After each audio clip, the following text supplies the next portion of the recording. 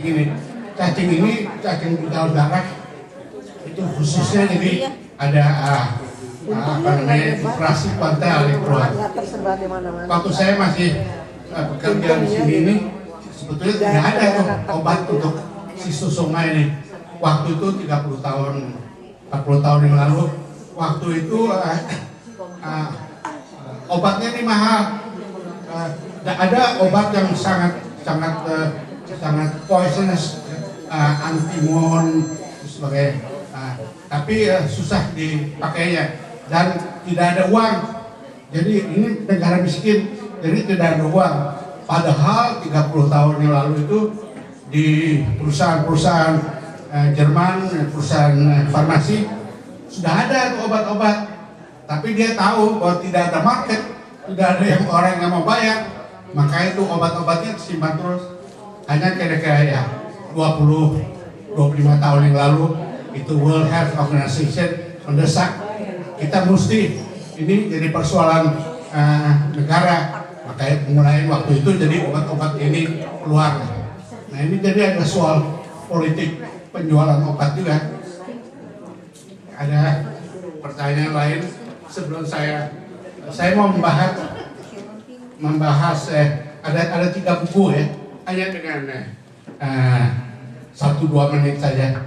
Ini 3 buku memuat biografi dokter-dokter Indonesia yang tinggal di luar negeri, memuat kira-kira 40 biografi orang-orang. Buku yang terakhir ini baru terbit beberapa bulan yang lalu. Tahun yang lalu terbit 1 buku lagi, dan buku yang mengenai Profesor Lee ini terbit beberapa tahun yang lalu. Profesor Lee Kuan Yew ini orang Sukabumi, dia lulusan dari Secondary School sebelum Perang Dunia Kedua, dan Profesor Lee ini riset namanya terkenal internasional, dan dia dapat gelar doktor sebelum lulus dokter ya. Jadi agak aneh waktu itu, dan di dalam umur 35 dia diangkat jadi guru besar di UI. Jadi banyaklah jasanya riset, dan itu asisten-asistennya Profesor Lee kebanyakannya jadi profesor sekarang ya. Ada 11 orang yang udah jadi profesor di Jakarta. Maka UI beberapa tahun yang lalu mau mengadakan penghormatan. Beliau diberikan piagam ya, penghargaan, diberikan cincin emas dan sebagainya, dan mereka menerbitkan buku ini berdasarkan tulisan-tulisan dari murid-muridnya dan rekan-rekannya Profesor Lee. Profesor Lee sekarang masih ada, sekarang di Sunnyvale, umurnya sekarang sudah 95. Masih agak sehat, walaupun pikirannya sudah agak kurang. Ini buku selanjutnya itu Memoirs of Indonesian Doctors, itu terbitnya tahun yang lalu. Lalu satu lagi Memoirs of Indonesian Doctors and Professionals yang nomor 2, ini terbitnya beberapa bulan yang lalu. Di dalam buku-buku ini nanti saya akan tinggalkan untuk Pak Konsul. Ini menceritakan sejarah dari macam-macam orang itu, kira-kira 40 orang. Antara lain itu Dr. Han Hee-Siong, lulusan Airlangga. Dia lalu praktek di Surabaya, kemudian akhirnya dia pergi ke Tiongkok. Tapi di Tiongkok dia tidak cocok. Dia bilang dia merasa jadi second hand citizen di Tiongkok. Pindah ke negeri Belanda. Di negeri Belanda dia bekerja, berjasa besar, sehingga dia diangkat oleh Ratu Beatrix, diangkat jadi Ridder van Nassau, ya, Knights of Nassau. Ini Dr. Han menulis ceritanya. Lalu ada ini juga tulisan dari Dr. Benny Widjono, sekarang tinggal di Connecticut.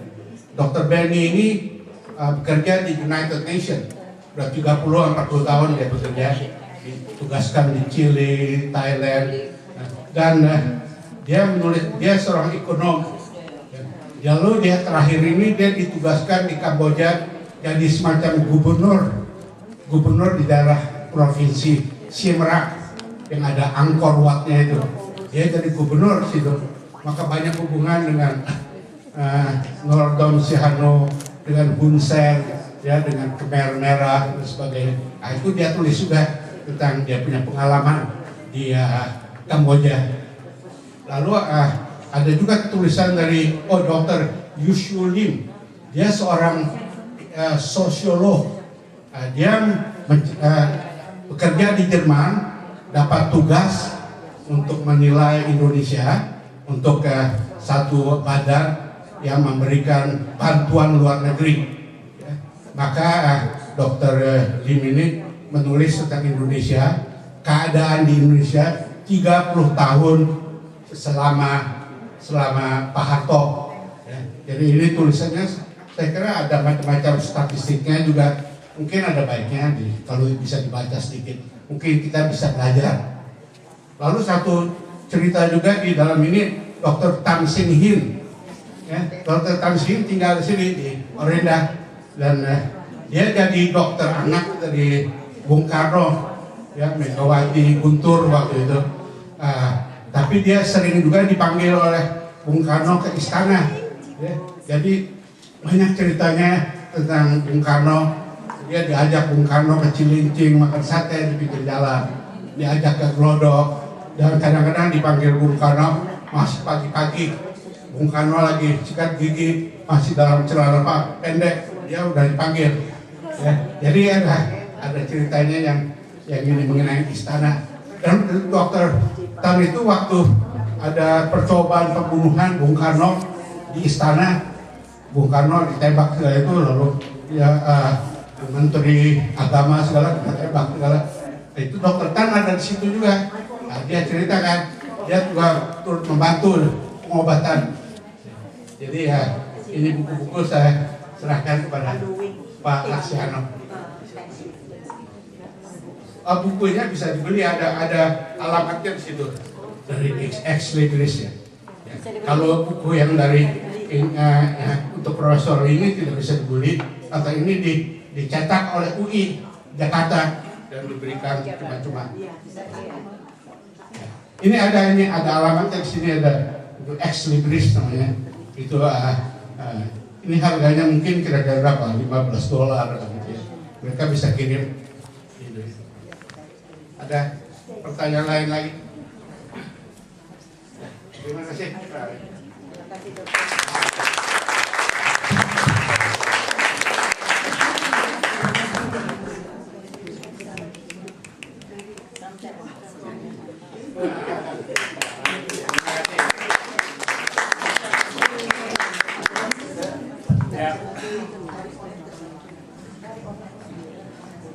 Terima kasih Pak Dr. Lim atas buku yang disampaikan. Mungkin sambil menunggu pesanan Ibu Bapak datang dari toko buku atau dari Jakarta, silahkan. Kalau nanti akan kami simpan di perpustakaan KJRI. Kalau pada saat ada urusan kekonsuleran KJRI, silahkan mampir di perpustakaan kita untuk baca buku ini sambil menunggu proses administrasi atau proses pembuatan visa atau apalah nanti di KJRI. Sekali lagi terima kasih atas buku yang disampaikan.